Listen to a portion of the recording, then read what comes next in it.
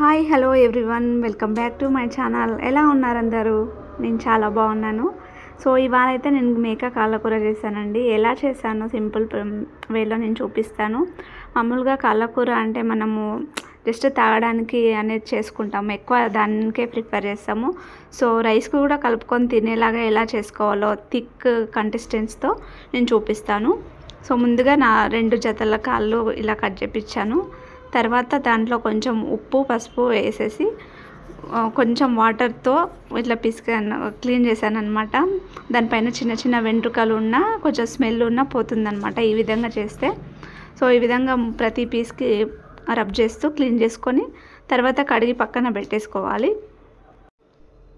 ఈ విధంగా చేసినట్టయితే మనకు స్మెల్ అండ్ చిన్న చిన్న వెంట్రుకలు ఉంటాయి కదా, అవి అనేది పూర్తిగా వెళ్ళిపోతాయి అన్నమాట. ఈ విధంగా క్లీన్ చేసుకున్న తర్వాత కొంచెం గోరువెచ్చని నీళ్ళు కానీ కొంచెం వేడిగా అయినా పర్వాలేదు, నీటితో కొద్దిసేపు ఒక 2-3 మినిట్స్ అలాగే ఉంచేసి క్లీన్ చేసేసుకోవాలి.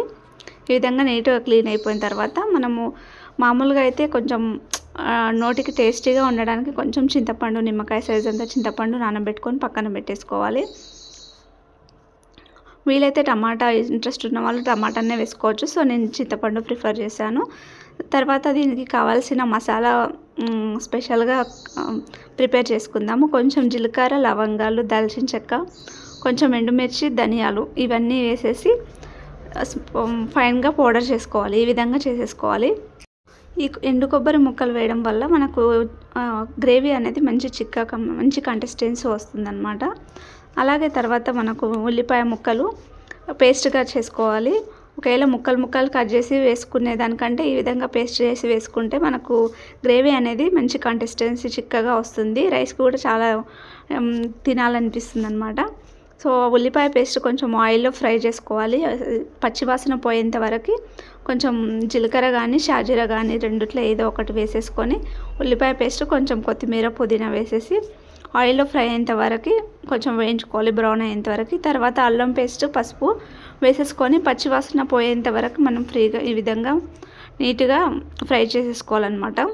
తర్వాత మనం క్లీన్ చేసేసుకున్న ముక్కలు ఉంటాయి కదా, అవి వేసేసి పేస్ట్ మొత్తం ముక్కలకు పట్టేంత వరకు కొంచెం ఒక 2 మినిట్స్ కలిపేసుకున్న తర్వాత మనకు టేస్ట్కి సరిపడంత కారము ఇంకా ఉప్పు వేసేసుకొని ఒక 2 మినిట్స్ సిమ్లో ఒక 2 మినిట్స్ మగ్గించుకోవాలి ముక్కలని. వెంటనే వాటర్ పోయకుండా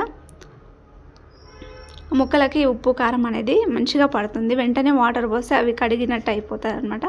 సో ఈ విధంగా ముక్కలకు బాగా పట్టిన తర్వాత మనం ముందుగా ప్రిపేర్ చేసుకున్న మసాలా పొడి ఉంటుంది కదా, ఆ మసాలా పొడి అనేది వేసేసుకోవాలి.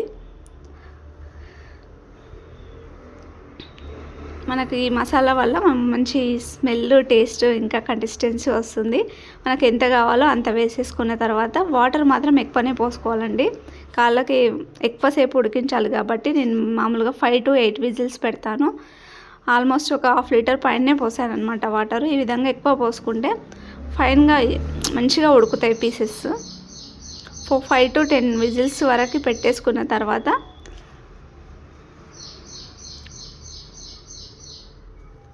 ఈ విధంగా వచ్చేస్తుంది.